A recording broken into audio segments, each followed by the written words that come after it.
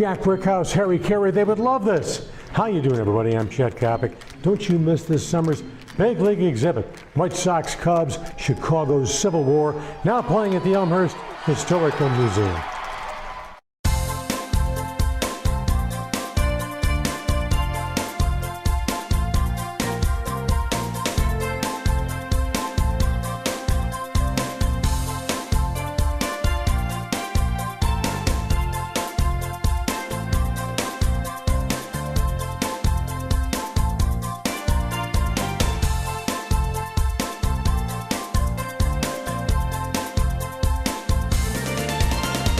Elmhurst, you guys ready to see some racing? How about some noise? We're going to say riders ready, you will go on the whistle, and we are off and racing. 9 minutes of action here at the Elmhurst Cycling Classic. My name is Todd Bastide, with me is Brett Soder. We're going to do our best to bring you... Hello, and welcome to Elmhurst, our kind of town. I'm John Quigley, President and CEO of the Elmhurst Chamber of Commerce and Industry. We're out at the Wilder Mansion and Elmhurst College to bring you coverage of the Superior Ambulance Elmhurst Cycling Classic, back for the second year, and the race is presented by the law firm of Storino, Romello, and Durkin. We're going to bring you all different kinds of actions. You're going to see some of the professional men's and professional women's races. You're going to see the kids out here for the family fun run, and we've got all kinds of things to bring you. But first, I need to educate you on what cycling's all about here in the United States. You may be used to watching the Tour de France, but we've got some changes here. Do you know what a criterium is? Well, that's an American lap race, and it's different from the Tour de France. The race out here, they're going to be cycling all around Elmhurst College, a 1.2-mile course, and there are some sharp turns in it. And one of those sharp turns can lead to an accident. We didn't have one last year, but it's a tough turn, and you got to be ready to handle it, and you'll see some of that. The racers race in criteriums, so as they move from criterium 1 to 2 to 3 to 4 to 5, ultimately becoming a professional racer. And then there's even races within the race. So on a given lap, racers will be competing for preems. And that means the individual who wins that given lap might win a gift certificate for $25 or $50 or even $100. So there's all kinds of strategy going on within a race while it's going on. And then, of course, you know about the breakaway. And you get the famous peloton, which is a large group of racers. But hopefully during one of the races, there's going to be a breakaway by 1, 2, 3, maybe 4 or 5 racers. And they're going to pull away from the peloton and try and win not only a preem, but the race. We got more coming for you, so stay tuned. And now at this time, we are very pleased to welcome back to our podium the Spirit of Singers, presenting our nation's national anthem.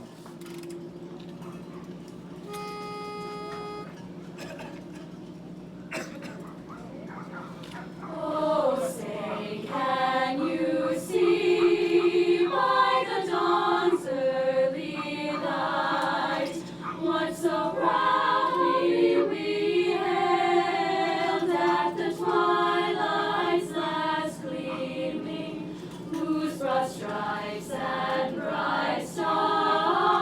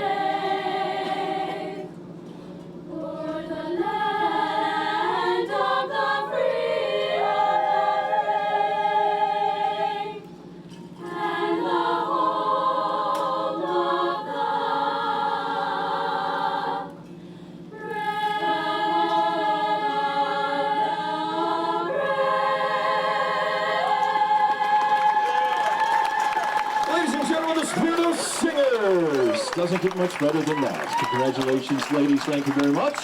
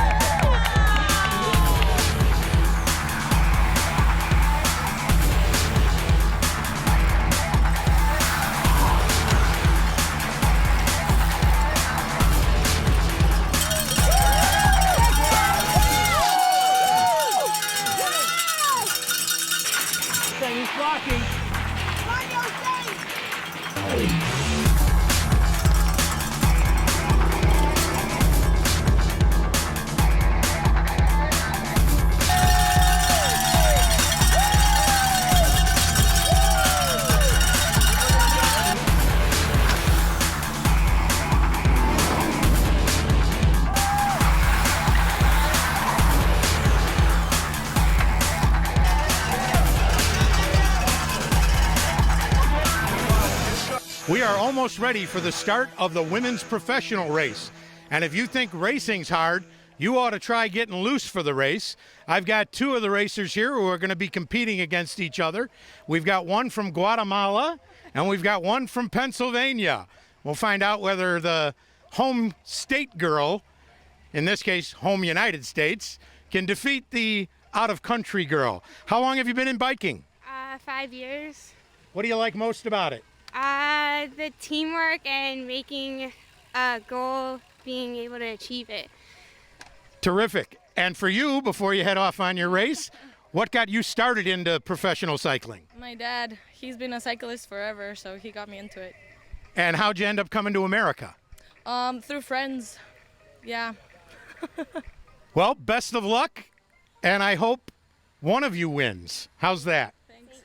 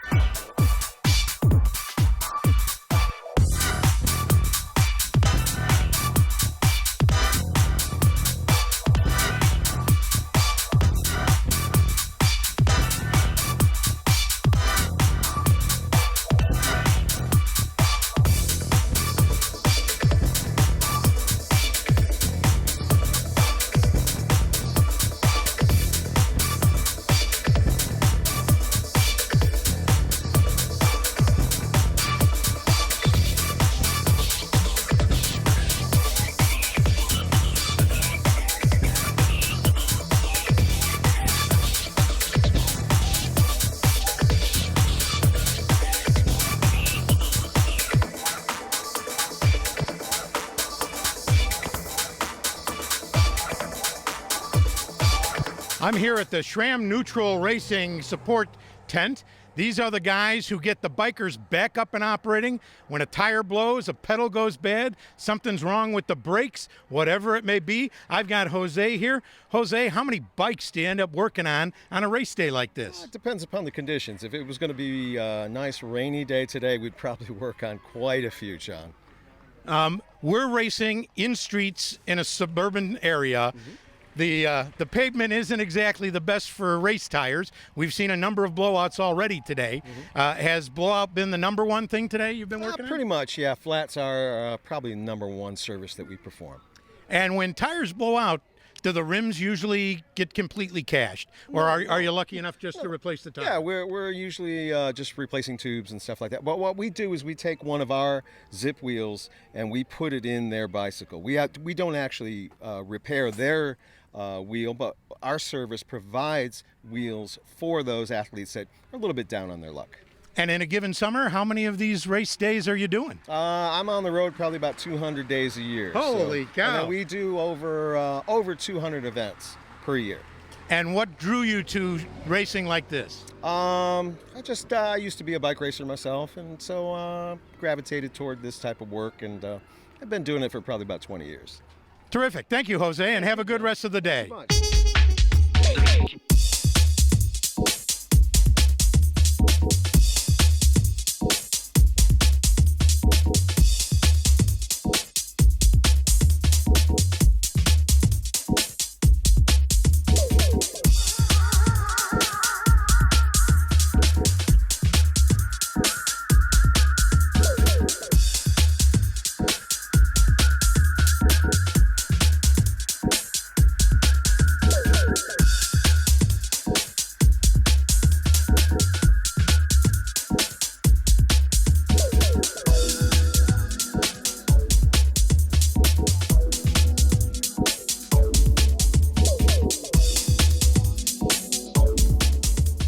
And I've got an opportunity now to talk to Mayor Steve Morley and Alderman Kevin York, who brought his own bicycle along, although I don't think he's competitively racing today. Not today. Let me ask some questions. Mayor Morley, what do you think about this kind of event coming into the heart of downtown It's Elmhurst? fantastic.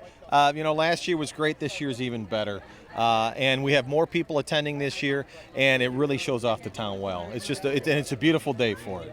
Now, I know you got to do a couple laps in the pace car. What was that like? The pace car was fantastic. We were flying around the course. I was getting worn out in the back of the car, and then you realize these guys are keeping up with us. It was unbelievable. Great experience. Terrific. Kevin, you've been active in getting this thing off the ground the first year and now a second year. What were some of the things that you think you've been able to improve on in year two and moving forward? Well, I had a great deal in playing with the weather. Of course, it's not 108 degrees today, so I'd like to take credit for that. But we've got a great team of people. The EMC squared team is wonderful. We did a bunch more advertising, and thanks to the chamber, especially for helping us with that, we were able to really get the word out much better this year.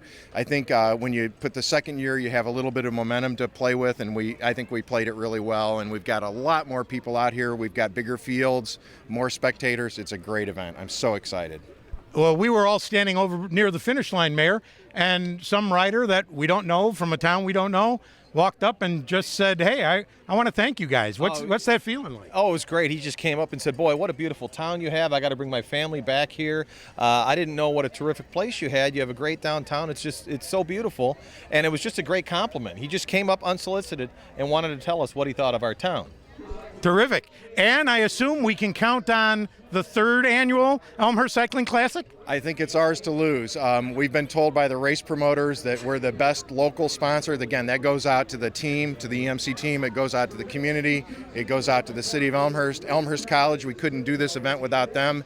There's so many people to thank. I'm going to miss somebody, but we'd like to thank everybody for their helping us put this race on. This is a great event for Elmhurst, and we're excited for year three. Even though it's a lot of work, we're very excited for year three. The last thing I've got to ask is, what does a hometown TV announcer got to do to get a nice cycling shirt?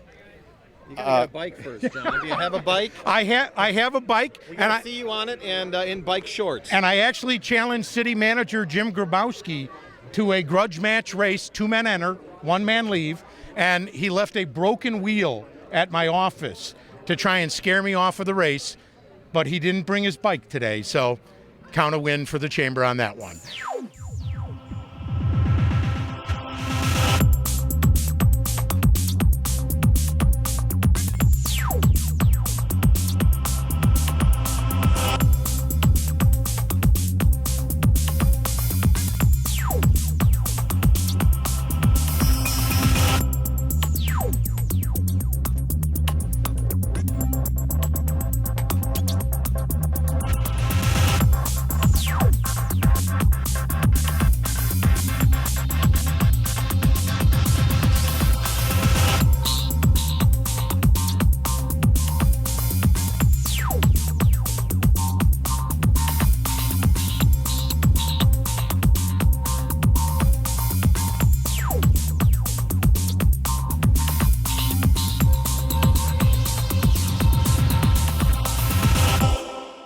I'm here with Paul Cook, co-owner and general manager of Larry Roche Chrysler Jeep Dodge here in Elmhurst. And they are the pace car sponsor for the Elmhurst Cycling Classic.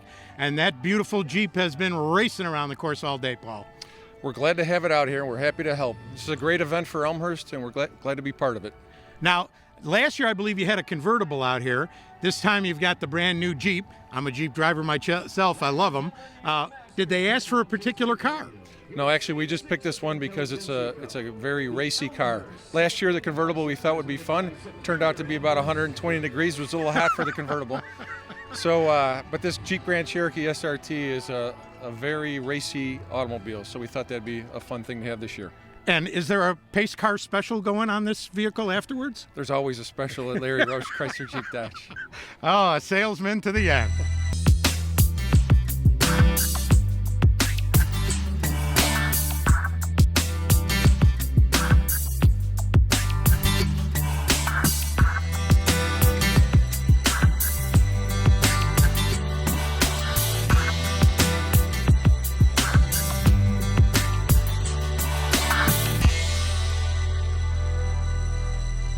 So you finish a tough race. You're exhausted. You're beat. You don't know what to do. Well, you head over to the Olympia chiropractic tent and you get a nice massage. But it's even more important because I've got a prep for the family fun ride sponsored by Olympia. You'll see that coming up in just a minute. And I'm here with Tim Radcliffe, who's representing the Elmhurst Masters Cycling Club, the sponsors, the organizers, the impetus for why Elmhurst has a second Elmhurst Cycling Classic. Tim, you're to be congratulated. Great job by your group and everybody else partnering with you. Thank you very much. This is an exciting day, and it looks like it's growing relative to last year. So appreciate all of the work from many, many people. And as I understand, it's pretty much assured we're going to have a third race? Yes, as long as I stop crashing in the races. Yeah. I wasn't going to talk about your second crash in 2 years, but hey, that could become a tradition. Let's hope not, John, please. You could use that in your marketing next year, Yeah. you know, and I'd prefer to focus on the family fun ride, the great entertainment, Elmhurst College, Wilder Park, our great sponsors. That's what I'd prefer to focus on than my crash. And since he mentioned the family fun run, we're sitting in front of a bike that we're going to equip with a GoPro front and back, and Tim's going to ride in the family fun run to give us an inside view of what at least a fun race will look like, if not a competitive race. But we're out here at the Wilder Mansion next to Elmhurst College for the second Superior Ambulance Elmhurst Cycling Classic. It's been a bash, and I know we're going to have a great time come 2015. Thanks for joining us, and we'll see you later on Elmhurst, Our Kind of Town.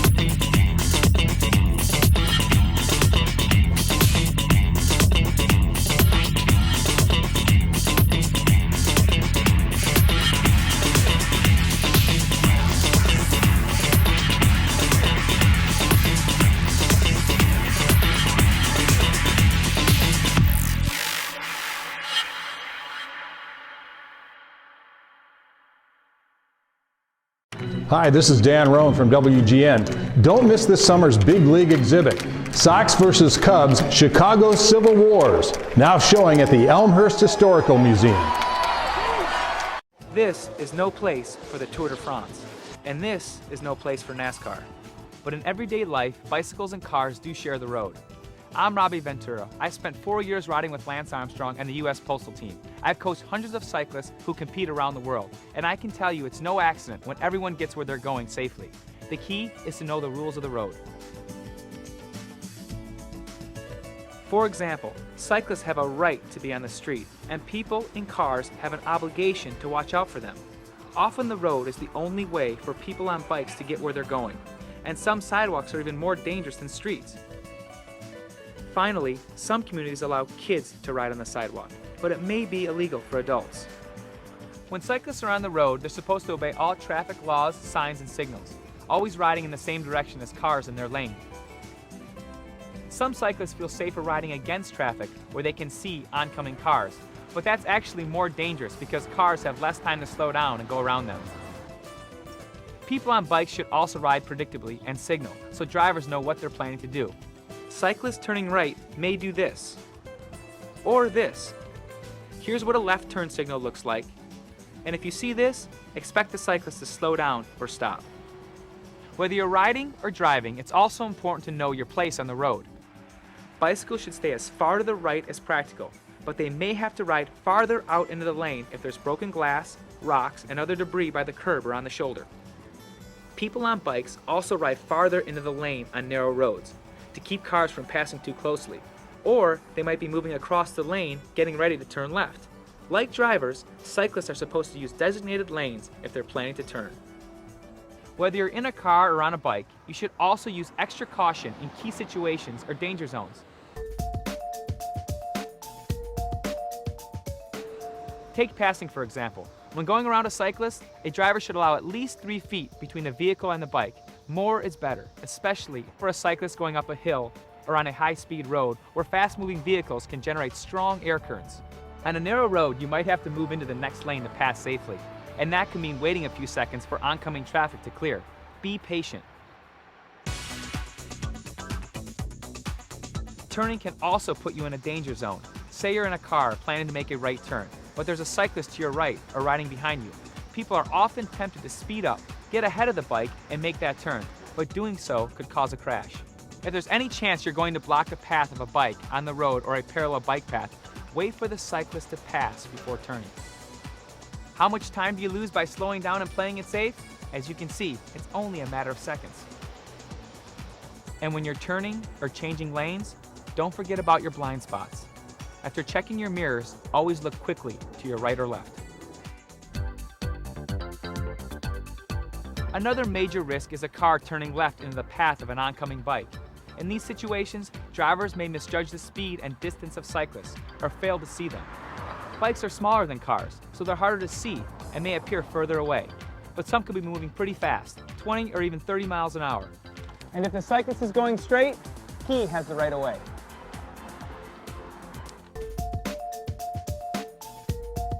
Bike paths or sidewalks that run parallel with the road may seem like fairly safe places, but these too can be danger zones. A driver making a turn might be focused on the road and not see a cyclist traveling on the sidewalk or path until the last minute. Someone riding on a sidewalk or path in the opposite direction of a driver is even less likely to be seen. So in these situations, drivers should be extra careful, checking the sidewalk or path for cyclists or pedestrians.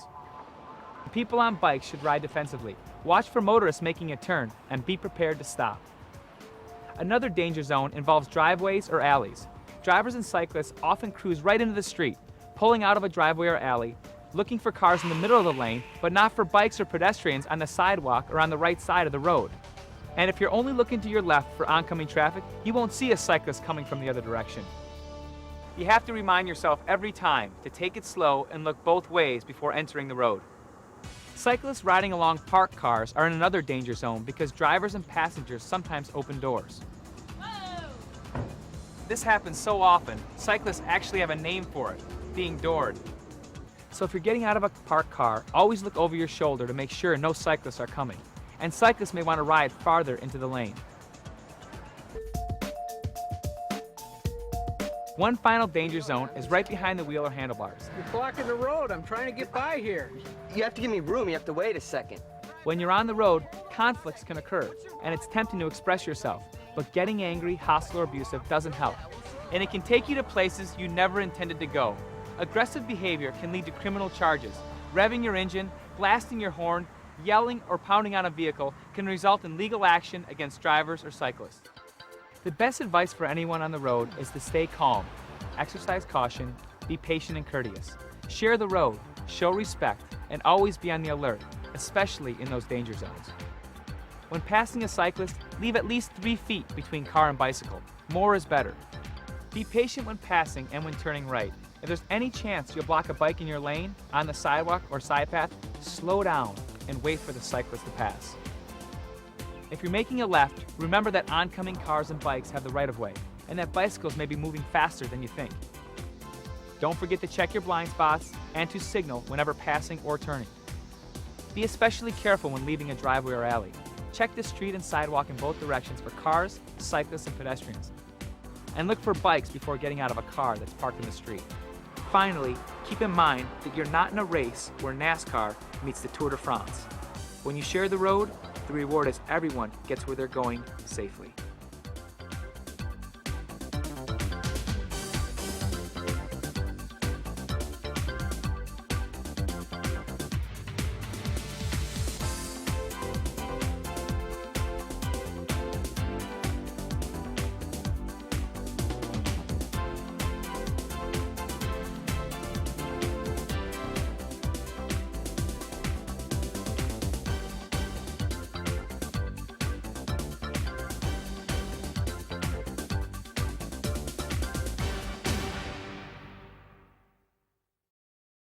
Hi, this is Steve Stone of the Chicago White Sox. Don't miss this summer's big league exhibit, Sox vs. Cubs, the Chicago Civil Wars, now playing at the Elmhurst Historical Museum.